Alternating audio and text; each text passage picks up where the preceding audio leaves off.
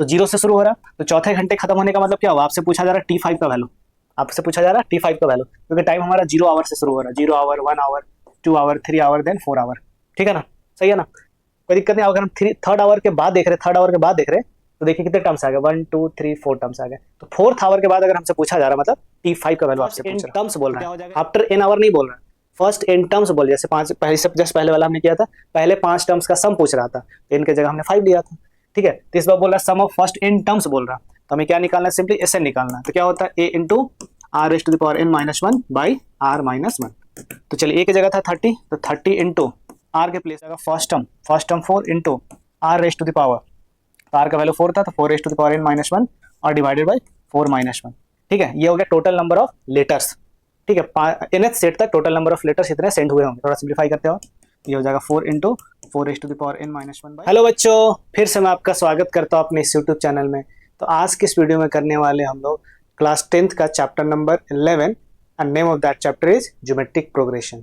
और बेसिकली इस चैप्टर का आज हम लोग करने वाले केस स्टडी बेस्ड क्वेश्चन। तो ये जो होगा हम लोग जो करेंगे, हमारा बुक है आर.एस. अग्रवाल, जिसको फाउंडेशन मैथमेटिक्स के नाम से भी जाना जाता है।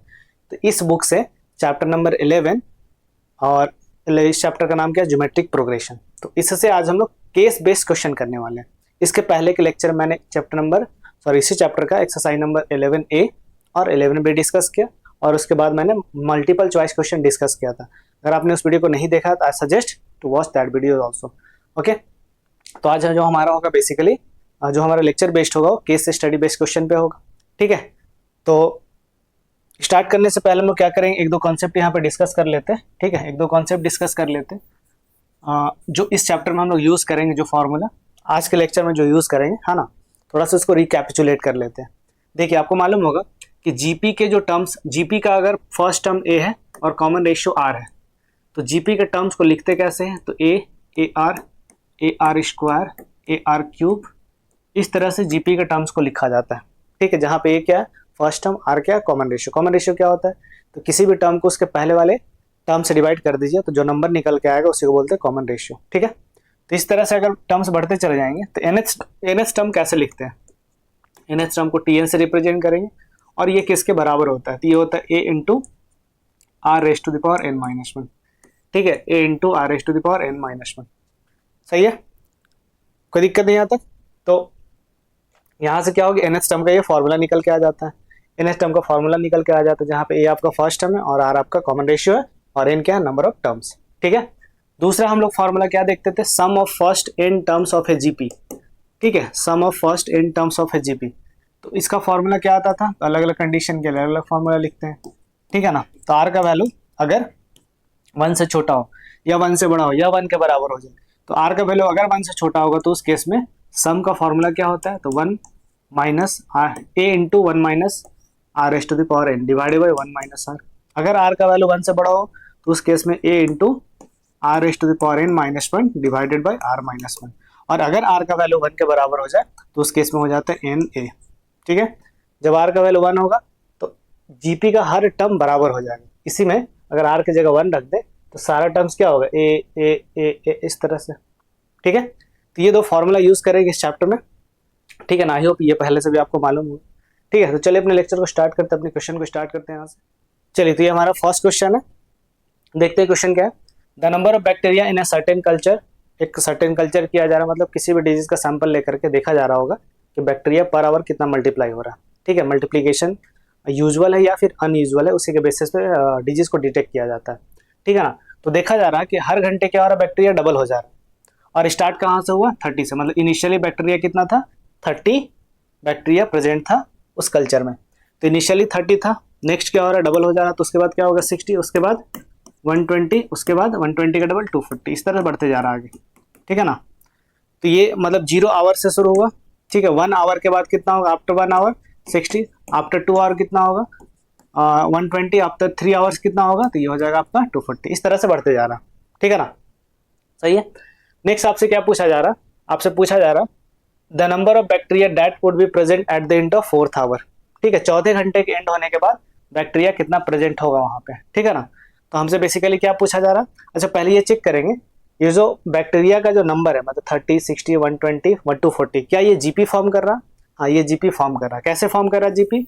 तो किसी भी नंबर को उसके पहले वाले टर्म से डिवाइड कीजिए। जैसे मान लो T2 को डिवाइड किया हमने T1 से, तो 60 डिवाइडेड बाय 30, ये हो जाएगा आपका 2। और T3 को डिवाइड किया हमने T2 से, तो भी क्या आ जाएगा 120 डिवाइडेड बाय 60, तो ये भी आ जाएगा 2। ठीक है, तो हम देख रहे हैं कि किसी भी टर्म को उसके पहले वाले टर्म से डिवाइड करें तो रेशियो निकल के आता है, मतलब जो नंबर आ रहा हो बराबर आ रहा है। ठीक है, तो ये जीपी फॉर्म कर रहा है। तो अगर ये जीपी फॉर्म कर रहा है तो जीपी का एनएस टर्म का वैल्यू कितना होगा? तो a into r raise to the power n minus 1। ठीक है, जिसमें फर्स्ट टर्म आपका इस क्वेश्चन के लिए 30, कॉमन रेशियो हो गया आपका 2। ठीक है ना। अब क्वेश्चन पे आते हैं। The number of bacteria that could be present at the end of 4th hour, चौथे घंटे खत्म होने के बाद, चौथे घंटे खत्म होने के बाद क्या कितना बैक्टीरिया होगा? चौथा घंटा जैसे खत्म होगा 4th आवर, तो बैक्टीरिया कितना होगा? ठीक है ना। तो 0 से शुरू हो रहा, तो चौथे घंटे खत्म होने का मतलब क्या हुआ? आपसे पूछा जा रहा है T5 का वैल्यू, आपसे पूछा जा रहा है T5 का वैल्यू, क्योंकि टाइम हमारा 0 आवर से शुरू हो रहा है। 0 hour, 1 hour, 2 hour, 3 hour, then 4 hour.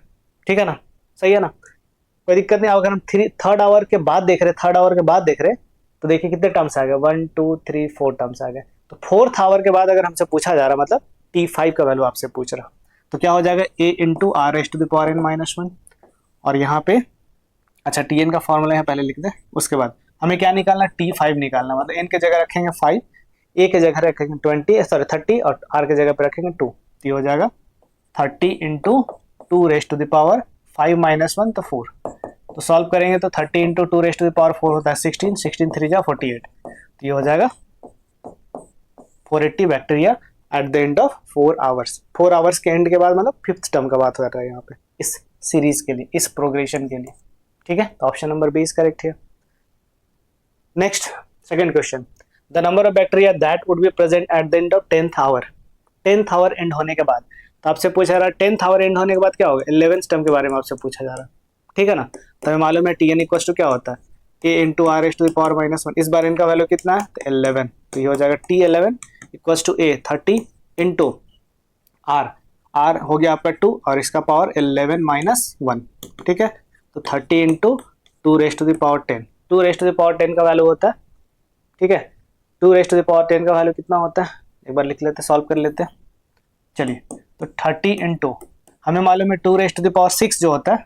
ठीक है, 2 रेस टू द पावर 6 क्या होता है? तो 2 रेस टू द पावर 6 होता है 64, और इसके बाद क्या हो जाएगा 2 रेस टू द पावर 4।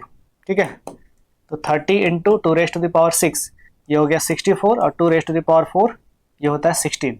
ठीक है, तो बस सॉल्व कर लेना।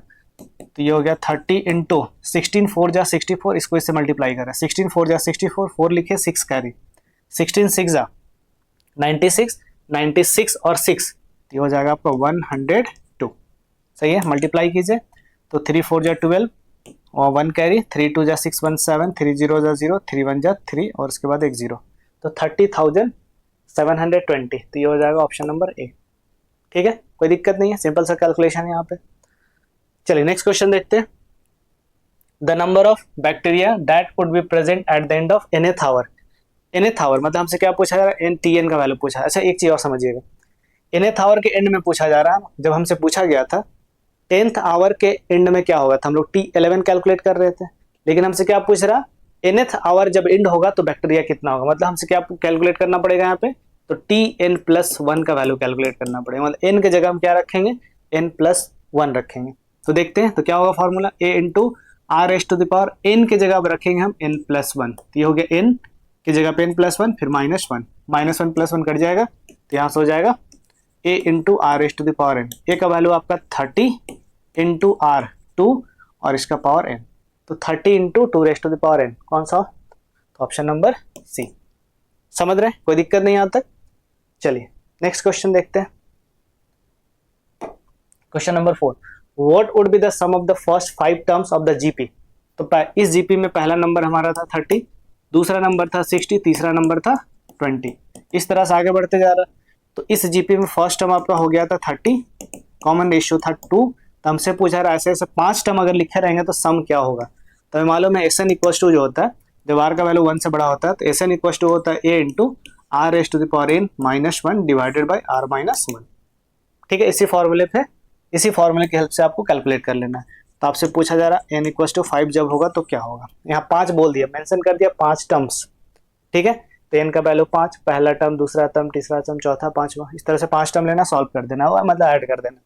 तो हमें निकालना है S5, तो क्या हो जाएगा ये A first term 30 into r, r की जगह रखेंगे 2, तो ये होगा 2 का पावर कितना 5 minus 1 divided by 2 minus 1, solve करेंगे तो 30 इंटू 2 का पावर 5 होता है आपका 32 माइनस 1, ये हो गया 30 इंटू 32 माइनस 1 31, तो 3 1 जा 3, 3 3 जा 9, तो ये हो जाएगा 930। ठीक है, 930, ऑप्शन नंबर बी। ठीक है, ऑप्शन नंबर बी, कोई दिक्कत नहीं यहाँ तक। ठीक है, चलिए बढ़ते हैं नेक्स्ट क्वेश्चन की तरफ। तो नेक्स्ट क्वेश्चन हमारा, what would be the sum of first n terms of a GP that is form by the number of bacteria after the completion of each hour. तो हर घंटे कंप्लीट होने के बाद n आवर्स के, क्या बोले यहाँ पे, हाँ फर्स्ट n टर्म्स बोल रहा है, आफ्टर n आवर नहीं बोल रहा है, फर्स्ट n टर्म्स बोल, जैसे 5 पहले से जस्ट पहले वाला हमने किया था, पहले 5 टर्म्स का सम पूछ रहा था, तो n के जगह हमने 5 लिया था।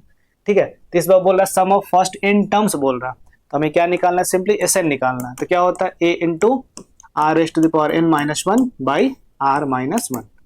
तो चलिए a की जगह था 30, तो 30 इंटू आर के प्लेस पे 2, तो 2 raise to the power minus 1 by 2 minus 1, simple सा कैलकुलेशन है 30 इंटू, ठीक है 30 into 2 raise to the power n minus 1, यही आंसर हो गया, 2 माइनस 1 1। ठीक है, तो ऑप्शन नंबर बी, तो 5 का हो गया, sorry 30 into 2 raise to the power n minus 1।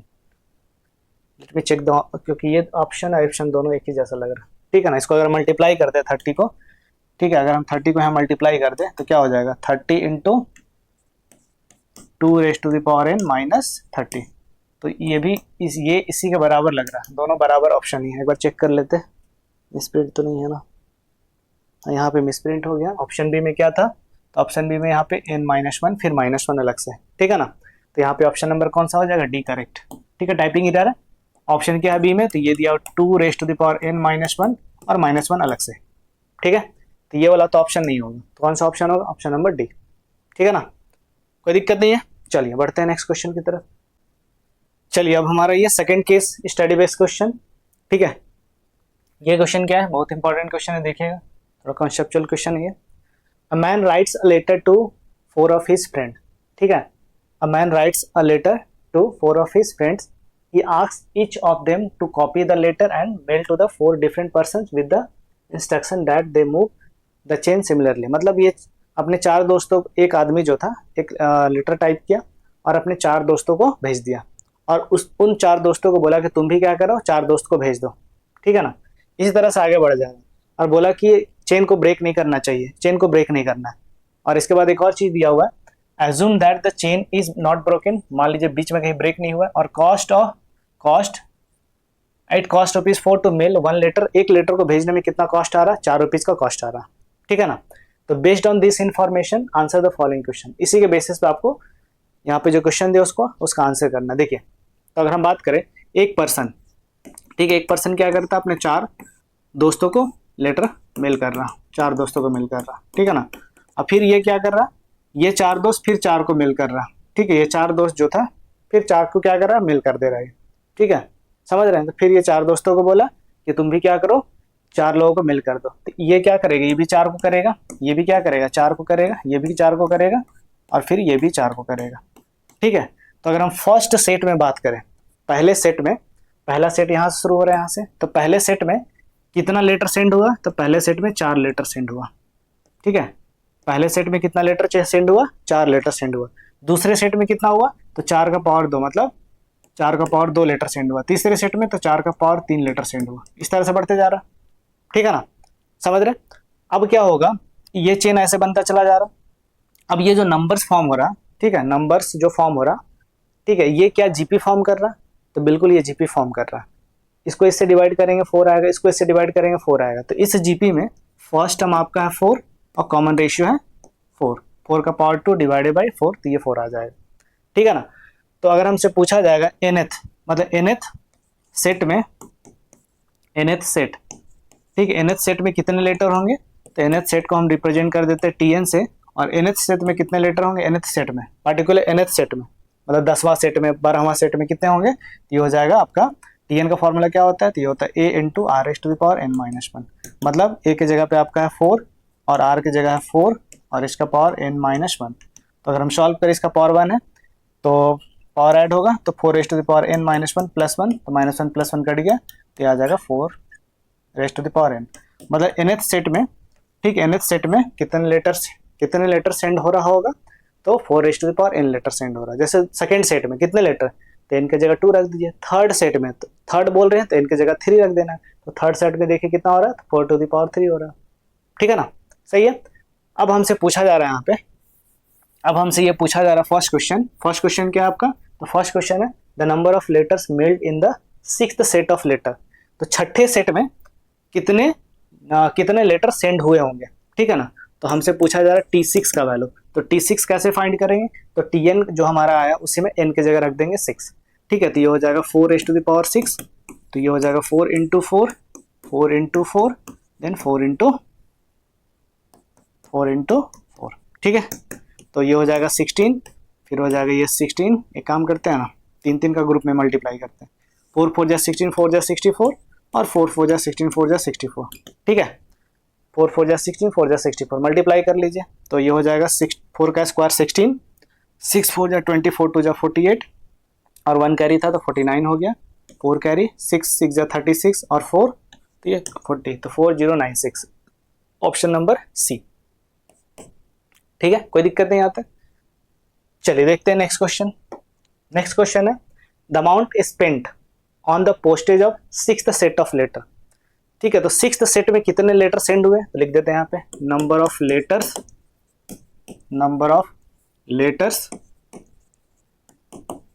In sixth set. तो अभी हमने जस्ट निकाला था, कितना हुआ था ये, तो 4096 लेटर्स सेंड हुए थे। 4096 लेटर्स सेंड हुए थे, ठीक है। अब हमें मालूम है कि एक लेटर का कॉस्ट कितना आता है, एक लेटर का कॉस्ट है 4 रुपीज, तो 4096 लेटर का कॉस्ट कितना आएगा, तो लिखेंगे टोटल कॉस्ट। ये हो जाएगा आपका 4096 इंटू 4, मल्टीप्लाई कर लेंगे, तो 6 4 जा 24, 2 कैरी, 4 9 जा 36 और 2 38, 8 लिखे, 3 कैरी, 4 0 जा 0 और प्लस 3 हो गया, 4 4 जा 16, तो 16,384 रुपीज़। देख लीजिए 16,384 रुपीज़, तो ये हो जाएगा सेकंड का ऑप्शन नंबर ए। ठीक है, कोई दिक्कत नहीं आता। चलिए नेक्स्ट क्वेश्चन देखते हैं। नेक्स्ट क्वेश्चन हमारा, तो total number letters mailed till fifth set of letter. पांचवें सेट ऑफ लेटर तक, पार्टिकुलरली फिफ्थ का नहीं बात कर रहा, टिल फिफ्थ बोल रहा, पांचवें सेट तक कितना लेटर सेंड हुआ होगा। मतलब हमें ये करना कि पहले सेट में जितना लेटर सेंड हुआ प्लस दूसरे सेट में जितना लेटर सेंड हुआ प्लस तीसरे सेट में जितना लेटर सेंड हुआ प्लस चौथे सेट में जितना लेटर सेंड हुआ, फर्स्ट सेकंड थर्ड फोर्थ, और पांचवें सेट में जितना लेटर सेंड हुआ, इन सबको ऐड कर देना। तो मतलब इस जीपी का हमें सम फाइंड करना है। कितने टर्म्स का सम फाइंड करना है, तो 5 टर्म्स का सम फाइंड करना है। तो हमें निकालना S5, ठीक है। तो SN का जो फॉर्मूला होता है ये क्या होता है, तो A into r raise to the power n minus one divided by r minus one. ठीक है, सॉल्व करते हैं। तो A फर्स्ट टर्म आपका 4 है, इंटू r की जगह हो गया 4 और इसका पावर कितना हो गया 5 minus one divided by 4 minus one. ठीक है, इसी को सॉल्व कर लेना। तो 4 इंटू 4 का पावर 5 कितना होगा, तो 4 का पावर हमने क्या निकाला था, 4096 आया था, किसका, 4 का पावर 6, सॉरी 4 का पावर 6 आया था ना, 4 का पावर 6 का वैल्यू आया था 4096। एक कम कर देते, मतलब 4 से डिवाइड कर देते, 4 10 जा 40, 4 2 जा 8, 4 4 जा 16, तो 1024 आ जाएगा। तो 1024 माइनस 1 डिवाइडेड बाई 3 सॉल्व करते हैं। तो 4 इंटू ये हो जाएगा 1023 डिवाइडेड बाई 3। क्या ये 3 से डिवाइड होगा, चेक करते हैं, सारे डिजिट को जोड़ करके देखते हैं। 3 + 2 5 + 0 5 + 1 6, तो सारे डिजिट का सम आ रहा 6, मतलब ये 3 से डिवाइड होगा। कट करते हैं, 3 3 जा 9, 1 बच गया, 3 4 जा 12, 3 1 जा 3, मल्टीप्लाई कर लीजिए, 4 1 जा 4, 4 4 जा 16, 1 कैरी, 4 3 जा 12, 1 13, तो 1364 1364 लेटर सेंड हुए टोटल, कहाँ तक, तो till fifth set of letter तक। ठीक है, कोई दिक्कत नहीं आता। तो 1364 option number D, option number D. ठीक है, कोई दिक्कत नहीं आता। चलिए देखते हैं नेक्स्ट क्वेश्चन। अब the amount spent on the postage till 5th set of letter. तो till 5th set of letter total कितने लेटर सेंड हुए थे, अभी मैंने निकाला था 1364 लेटर सेंड हुए हैं till 5th set of letter.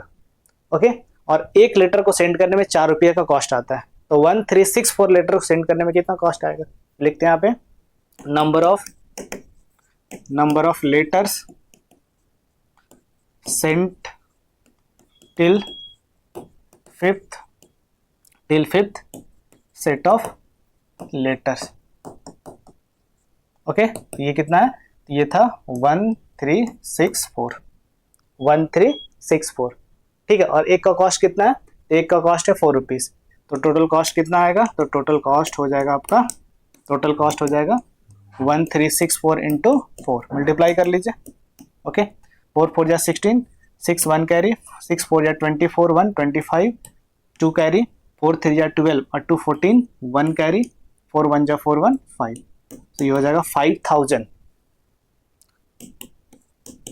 5,456 rupees, 5,456 rupees, option number C. ठीक है, कोई दिक्कत नहीं, सिंपल सा प्रॉब्लम है। नेक्स्ट क्वेश्चन देखते हैं, last question. The amount spent on the postage till the nth set of letter. ठीक है, nth सेट ऑफ लेटर तक, nth सेट ऑफ लेटर तक, ठीक है, कितना कॉस्ट आएगा, तो मतलब फर्स्ट सेट ऑफ लेटर में 4 प्लस दूसरे सेट ऑफ लेटर में 4 का पावर 2 प्लस तीसरे सेट ऑफ लेटर में 4 का पावर 3, इस तरह बढ़ते जाना है। और आपसे बोल रहा है कि जब nth सेट ऑफ लेटर लेंगे तो टोटल कॉस्ट कितना आएगा। तो पहले हम चेक करेंगे nth सेट ऑफ लेटर तक कितने लेटर सेंड हुए होंगे, ठीक है ना, उसको 4 से फिर मल्टीप्लाई कर देंगे। तो टोटल नंबर ऑफ लेटर्स, ठीक है, sent till nth set of letter, nth set of letters. ठीक है, तो इसको कैसे करेंगे, तो वही जो जीपी का सम होता है वो फॉर्मूला यूज कर देंगे। तो क्या होता है एसएन का फॉर्मूला, तो a into r raise to the power n minus 1 by are minus 1। चलिए सॉल्व करते हैं। तो यहाँ से हो जाएगा first term 4 into r raise to the power, तो आर का वैल्यू 4 था, तो 4 raise to the power n minus 1 और डिवाइडेड बाई 4 माइनस 1। ठीक है, ये हो गया टोटल नंबर ऑफ लेटर्स। ठीक है, nth सेट तक टोटल नंबर ऑफ लेटर्स इतने सेंड हुए होंगे। थोड़ा सिंप्लीफाई करते हो, ये हो जाएगा 4 into 4 raise to the power n minus 1 by 3। ठीक है, अब एक लीटर का कॉस्ट है 3 रुपीज़, तो ये इतने लीटर का कॉस्ट कितना आएगा, तो मल्टीप्लाई कर देंगे 4 से। तो ये हो जाएगा 4 into 4 raise to the power n minus 1 by 3। Simplify कीजिएगा तो 16/3 ये रुपीज़ में आएगा ना, 16/3 4 raise to the power n minus 1। देख लीजिए कौन सा ऑप्शन सही है यहाँ पे। तो ऑप्शन ही गलत टाइप हो गया, चेक कर लेते हैं ऑप्शन एक बार। ठीक है, तो यहाँ पे आपका है 4/3। ठीक है, यहाँ पे फर्स्ट ऑप्शन क्या था, तो 4/3 4 raise to the power n minus 4, इतना रुपीज़ फर्स्ट ऑप्शन है। सेकेंड ऑप्शन है आपका 16/3, बी नंबर 16/3। ठीक है, 16/3 4 raise to the power n minus 1, इतना रुपीज़। तो ये हमारा ऑप्शन नंबर बी सही हो गया। ठीक है ना, यहाँ पे ऑप्शन गलत टाइप हो गया, मिसप्रिंट हो गया। तो यहाँ पे कौन सा ऑप्शन हो गया, option number B 16/3 into 4 raise to the power n minus 1।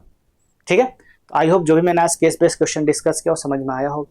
इसके बाद भी अगर कोई डाउट है तब हमें कमेंट करके बता सकते हैं। ठीक है, इसके बाद हमारा एक और लेक्चर होगा जिसमें हम क्या करेंगे, असर्शन रीजन टाइप का क्वेश्चन करेंगे। आपका ICSE का स्पेसिमेन कॉपी भी रिलीज कर दिया गया, तो उसमें भी देखेंगे कुछ प्रॉब्लम्स ऐसे हैं जो उसमें असर्शन रीजन क्वेश्चन भी दिए हुए हैं और केस बेस्ड क्वेश्चन भी दिए हुए हैं। ठीक है ना, समझ रहे हैं। चलिए, तो आज जो भी मैंने बताया वो समझ में आया होगा। ठीक है, और लगता है ये वीडियो किसी के लिए हेल्पफुल हो सकता है तो उसके साथ शेयर भी करें। अगर आप इस चैनल में नए हैं तो चैनल को जरूर सब्सक्राइब करें। तो मिलते हैं एक और टेस्टिंग वीडियो के साथ। Thanks for watching my video.